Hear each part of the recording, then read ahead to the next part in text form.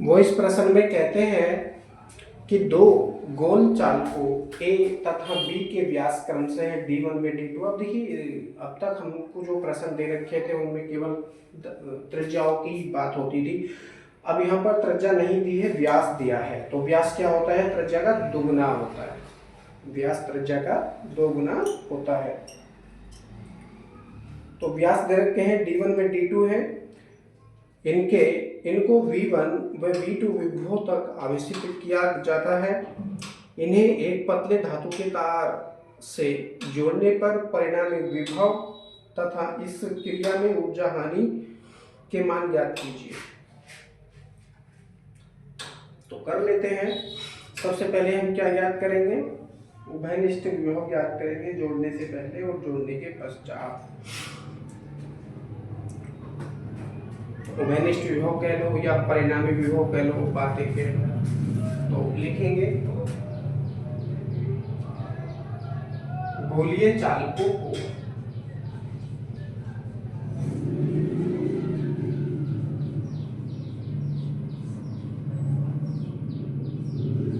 जोड़ने के पश्चात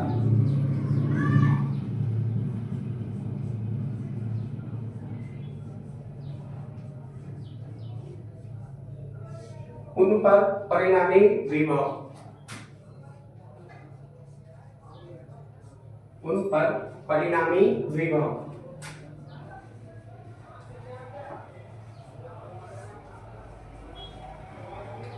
डायरेक्टली सूत्र का प्रयोग हम करेंगे। क्या हो जाएगा? V equal to C1V1 plus C2V2 upon C1 plus C2। क्या है? क्यों हम इसका प्रयोग कर रहे हैं? क्योंकि जोड़ने के पश्चात वो समांतर क्रम में हो जाएंगे और यही सूत्र का प्रयोग यहाँ पर करेंगे। तो हो जाएगा C1V1 plus C2V2 upon C1 plus C2। इस सूत्र का हम यहाँ पर प्रयोग करेंगे। आप इसको ये भी कह सकते हैं, परिणामी विभवांतर बराबर कुल आवेश बटे कुल धारिता। कुल आवेश बटे कुल धारिता जोड़ देंगे तो जोड़ने में उनका आवेश भी जुड़ जाएगा, धारिता भी जुड़ जाएगी, है ना। इससे ये सिद्ध भी होता है कि जोड़ने के पश्चात तो समांतर क्रम में आ जाते हैं। तो C1 की वैल्यू हमारे पास नहीं है, लेकिन सूत्र है उसका। क्या होता है? 4 पाई एप्सिलॉन 0 r। गोल चालक है ना, गोल चालक, गोलीय चालक। तो गोलीय चालक है तो उसका सूत्र हो जाता है धारिता का C1 का 4 पाई एप्सिलॉन 0 r1। इसी प्रकार से 4 पाई एप्सिलॉन 0 r2। तो यहाँ पर त्रिज्या नहीं है, यहाँ पर क्या है? डायमीटर यानी व्यास दे रखा है इन्होंने, तो हम इसी का यहाँ पर प्रयोग करेंगे। क्या हो जाएगा? ये सूत्र कुछ इस तरह से हो जाएगा। C1 के स्थान पर 4 पाई एप्सिलॉन 0 r1 तो है नहीं, यहाँ पर व्यास दे रखा है, कितना है? D1। तो क्या हो जाएगा? D1 अपॉन 2 हो जाएगा, D1 अपॉन 2, क्योंकि व्यास का आधा कर देंगे तो क्या बन जाएगी? वो त्रिज्या बन जाएगी, इनटू V1 प्लस ऐसे यहाँ पर क्या हो जाएगा? C2 के स्थान पर यही प्रयोग करेंगे, 4 pi epsilon 0 D2 upon 2 into V2 पूरे के बटे C1 प्लस C2। क्या प्रयोग करेंगे? C1 plus C2। C1 की वैल्यू फिर से यही है, 4 pi epsilon 0 D1 upon 2 plus ऐसे यहाँ पर 4 पाई एप्सिलॉन 0 D2 अपॉन 2, है ना। तो क्या कटेगा? अब क्या कॉमन कर सकते हैं? 4 पाई एप्सिलॉन 0 अपॉन 2।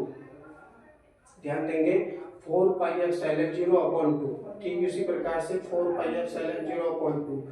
ये राशि दोनों में कॉमन हो रही है, ऊपर भी कॉमन हो रही है और नीचे भी कॉमन हो रही है, इसलिए कॉमन कर लेंगे। तो 4 पाई एप्सिलॉन 0 अपॉन 2 आपने यहाँ से किया, तो यहाँ क्या बचेगा? D1 V1 plus D2 V2 यहाँ बचेगा पूरे के बटे। सेम ऐसे ही आप ये राशि यहाँ पर भी कॉमन करेंगे। जब आप यहाँ पर भी ये राशि कॉमन करेंगे तो क्या प्रयोग होगा? बचेगा 4 पाई एप्सिलॉन 0 अपॉन 2 और यहाँ क्या बचेगा d1 plus d2, d1 plus d2 ये बराबर में है, ये पूरा कट जाएगा ऊपर नीचे बिल्कुल बराबर रहेगा, वो केवल बचेगा आपके पास d1 v1 plus d2 v2 upon d1 plus d2।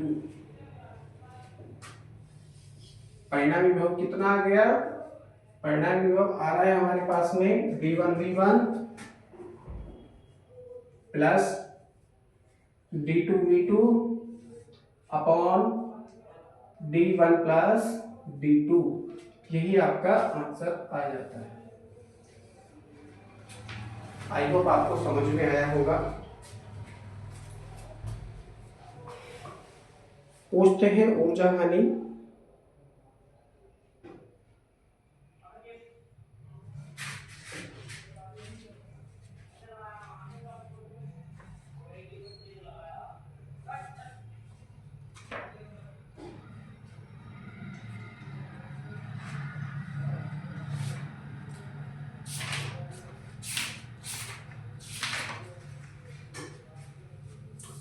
ऊर्जा हानि सेकेंड पार्ट यहां से शुरू होता है, इसमें पूछते हैं ऊर्जा हानि।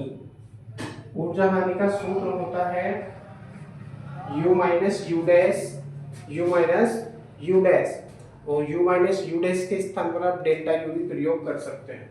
तो क्या हो जाएगा delta u equal to c1 c2 upon में 2 c1 प्लस c2 ब्रैकेट बंद, और यहाँ क्या है v1 माइनस v2 का होल स्क्वायर। ये ऊर्जा हानि का सूत्र होता है, जब दो चालकों को जोड़ दिया जाएगा तो उसमें कितनी ऊर्जा हानि होगी।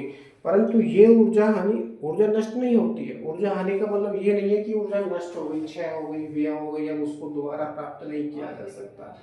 ऊर्जा संरक्षण नियम के अनुसार ऐसा एक क्वेश्चंस भी था, हमने वेरी शॉर्ट में ऊर्जा को संरक्षित बताया था, और वास्तव में ऊर्जा संरक्षित भी होती है। ऊर्जा ना तो उत्पन्न हो सकती है और ना ही नष्ट हो सकती है, बल्कि यह एक रूप से दूसरे रूप में संचित हो सकती है, या एक रूप से दूसरे रूप में, या एक वस्तु से दूसरी वस्तु में जा सकती है ना। तो यहाँ पर क्या था, दो चालक थे, दोनों चालकों पर कुछ ना कुछ ऊर्जा संचित होगी जब उनको विभव देकर आवेशित करेंगे। तो जब उनको विभव देकर आवेशित करेंगे तो दोनों पर कुछ ना कुछ ऊर्जाएं संचित हो जाएंगी, लेकिन बाद में आप आवेश देना बंद कर देंगे और दोनों चालकों को, जो गोलीय चालक आपने प्रयोग किए हैं, उन दोनों चालकों को जब आप स्पर्श करा देंगे तो स्पर्श कराने के पश्चात उसमें कुछ ना कुछ ऊर्जा हानि हो जाएगी, जोड़ने के पश्चात कह लीजिए, या तार द्वारा जोड़ने के पश्चात आप कह लीजिए, है ना। बात सब में एक है। तो क्या होगा, कुछ ना कुछ ऊर्जा पहले की तुलना में कम हो जाएगी, पहले की तुलना में ऊर्जा कम हो जाएगी, उसी को ही ऊर्जा हानि कहते हैं, उसी को ही ऊर्जा हानि कहते हैं। और ये कम होने वाली ऊर्जा कहाँ जाती है, ये कम होने वाली ऊर्जा चालकों के तापमान बढ़ाने में चली जाती है। और कभी कभी ये ऊर्जा इतनी अधिक भी होती है कि जब दो चालकों को स्पर्श कराते हैं तो चिंगारी उत्पन्न होती है और एक ध्वनि भी उत्पन्न होती है। तो चिंगारी में क्या होता है, तापीय ऊर्जा भी होती है उसमें, और प्रकाशीय ऊर्जा भी होती है। तो तापीय ऊर्जा, प्रकाशीय ऊर्जा और ध्वनि ऊर्जा, ये तीनों ऊर्जाएं इसी ऊर्जा से उत्पन्न होती हैं, जो कि पहले जोड़ने से पहले उन चालकों में स्टोर हो गई थी या संचित हो गई थी। समझ में आ रहा है। तो इसका मतलब ये नहीं है कि बिल्कुल ऊर्जा खत्म हो जाती है, नष्ट हो जाती है, ऐसा बिल्कुल नहीं है। जोड़ने के पश्चात ऊर्जा में कमी हो जाती है, जब इन चालकों को जोड़ देंगे तो उनमें कमी हो जाती है। ऊर्जा संरक्षण नियम के अनुसार कभी भी ऊर्जा नष्ट नहीं हो सकती है। तो इस सूत्र में सारी वैल्यू प्रयोग करेंगे, सारी नहीं, केवल C1 C2 के स्थान पर क्या प्रयोग करेंगे, 4 पाई एप्सिलॉन 0 d1/2, C1 के स्थान पर 4 पाई एप्सिलॉन 0 d2/2 C2 के स्थान पर, वो कैलकुलेट करेंगे, जो भी आएगा वो आंसर हो जाएगा। Delta U equal to C1 के स्थान पर 4 पाई एप्सिलॉन 0 d1/2 सेम ऐसे ही हम यहाँ पर करेंगे, गुणा का चिन्ह लगा देंगे, हो जाएगा 4 पाई एप्सिलॉन 0 d2/2 पूरे के बटे क्या है 2 ब्रैकेट में क्या है C1 प्लस C2 यानी 4 pi epsilon 0 4 pi epsilon 0 d1 upon 2 plus ऐसे यहाँ पर हम क्या करेंगे C2 के स्थान पर फिर से ये वैल्यू प्रयोग करेंगे 4 पाई एप्सिलॉन 0 d2 अपॉन 2 और ब्रैकेट बंद। और आगे राशि कौन सी है v1 माइनस v2 का होल स्क्वायर है। v1 माइनस v2 का क्या है होल स्क्वायर है ना। कुछ इस तरह से ये हो जाएगा। केवल इसी को ही हम हल कर लेंगे, जो भी आएगा वो आंसर या ऊर्जा हानि। ओके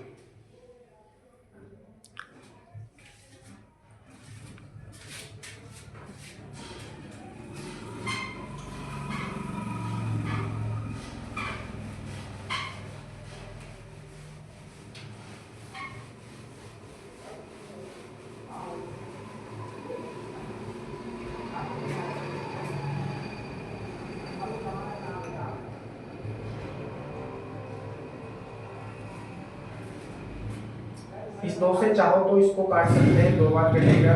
इस 2 से चाहे तो काट सकते हैं, 2 बार कटेगा। 2 का और 2 का क्या होगा मल्टीप्लाई होगा, क्योंकि बीच में गुणा का चिन्ह है। मल्टीप्लाई करेंगे तो 2 दूनी 4 हो जाएगा। कितना हो जाएगा 2 दूनी 4। डेल्टा यू बराबर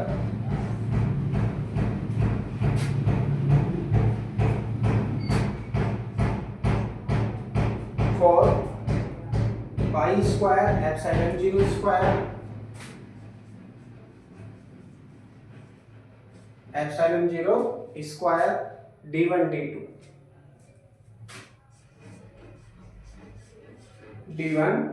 अब देखिए यहाँ पर भी कुछ कटेगा। इससे हम क्या काट सकते हैं, इसको काट सकते हैं 2 बार, और इस 2 से काट सकते हैं, इसको 2 बार कटेगा। अब क्या कॉमन हो सकता है यहाँ से 2 का मल्टीप्लाई करेंगे तो केवल 4 हो जाएगा ये, और 4 पाई एप्सिलॉन 0 हम कॉमन कर लेंगे। क्या कॉमन कर लेंगे 4 पाई एप्सिलॉन 0 यदि हम कॉमन कर लेंगे, ये कितना है 2 दूनी 4 पाई एप्सिलॉन 0 हो गया d1। ठीक उसी प्रकार से 2 दूनी 4 पाई एप्सिलॉन 0 ये हो जाता है, तो अंदर बचेगा d1 plus d2।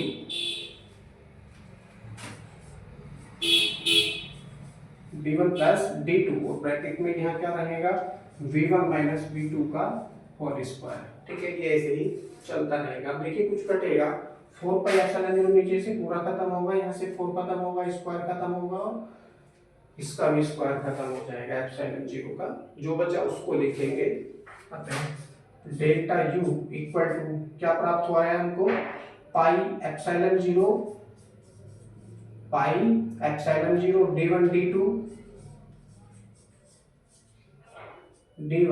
d2 upon d1 plus d2 और ब्रैकेट में क्या आ जाएगा v1 माइनस v2 का होल स्क्वायर। ये क्या आ जाता है ऊर्जा हानि आ जाती है। जब 2 गोलीय चालकों को जोड़ देंगे तो उसमें ऊर्जा हानि कितनी हो जाएगी। यदि उनके व्यास d1 में d2 है तो एप्सिलॉन और pi epsilon 0 d1 d2 upon d1 plus d2 bracket में आगे आ जाएगा v1 माइनस v2 का होल स्क्वायर।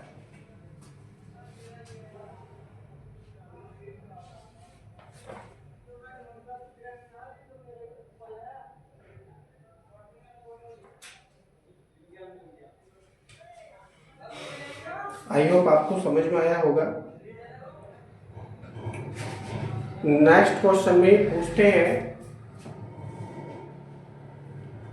अगले प्रश्न में ये कहते हैं कि 2 विभिन्न धारिताओं वाले गोलीय वाले भिन्न भिन्न विभवों तक आवेशित किए जाते हैं। अब इन गोलों को तार द्वारा जोड़ दिया जाता है। बताइए कि इनकी कुल ऊर्जा पहली स्थिति में घटेगी घटेगी अथवा समान रहेगी। ऊर्जा अंतर का क्या होता है। तो ध्यान देंगे जोड़ने से पहले, क्योंकि दोनों को v1 और v2 विभवों तक आवेशित किया जाता है, तो जोड़ने से पहले कोई मान लीजिए पहला गोलीय चालक है उसकी धारिता C1 है तो उसमें संचित ऊर्जा कितनी हो जाएगी, U1 = 1/2 C1V1 स्क्वायर। ठीक इसी प्रकार से दूसरे में क्या हो जाएगी, U2 = 1/2 C2V2 स्क्वायर हो जाएगी। ठीक है ना। कुल ऊर्जा जोड़ने से पहले यदि आप कुल ऊर्जा देखेंगे तो हो जाएगा delta U = U1 + U2 1/2 common करेंगे, अंदर रहेगा C1V1 स्क्वायर प्लस ऐसे यहाँ पर हो जाएगा C2V2 स्क्वायर, है ना, जोड़ने से पहले, है ना। कुल ऊर्जा कितनी हो जाएगी दोनों गोलीय चालकों की, 1/2 ब्रैकेट में C1V1 square plus C2V2 square. लेकिन जब उनको जोड़ दिया जाएगा, है ना, जोड़ दिया जाएगा तो जोड़ने के पश्चात उसमें ऊर्जा हानि कितनी हो जाएगी, इस सूत्र से हम ज्ञात कर सकते हैं। और इस सूत्र का प्रयोग करते हुए जोड़ने से पहले उसमें कितनी ऊर्जा संचित थी दोनों गोलीय चालकों में, इस सूत्र का प्रयोग करते हुए ज्ञात कर सकते हैं। अब दोनों में यदि आप अंतर देखेंगे तो ये वाली ऊर्जा ज्यादा आएगी, यानी डेल्टा यू का जो मान है वो अधिक आएगा। इसको आप क्या कर देंगे, यू डैश कर दीजिए, क्योंकि वो डेल्टा यू से आपने दर्शाई है।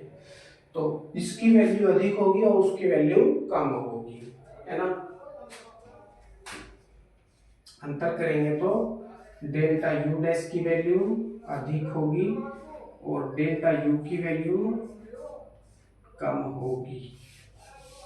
अब ये ऊर्जा कहाँ जाती है, ऊर्जा में हुई कमी कहाँ जाती है, तो ऊर्जा में हुई कमी कहाँ जाएगी, ऊर्जा घटेगी और घटी ऊर्जा तार में ऊष्मा के रूप में क्षय हो जाती है और बाद में यही ऊर्जा कहाँ चली जाती है। अब देखिए तापीय ऊर्जा आ जाती है तार में, क्योंकि तार द्वारा जोड़ा जाता है गोलीय चालकों को, तो तार गर्म हो जाता है और जब तार गर्म हो जाता है तो उसके पश्चात तार वातावरण से ठंडा होना शुरू हो जाता है और जो तार का तापमान था वातावरण को चला जाता है, यानी जो तार की तापीय ऊर्जा थी, तार की तापीय ऊर्जा वातावरण को चली जाती है। इससे ये भी सिद्ध होता है कि ऊर्जा ना तो उत्पन्न होती है ना ही नष्ट होती है।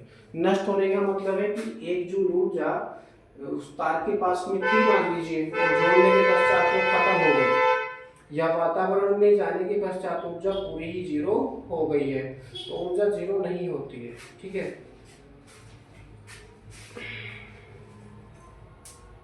नेक्स्ट क्वेश्चन में वो कहते हैं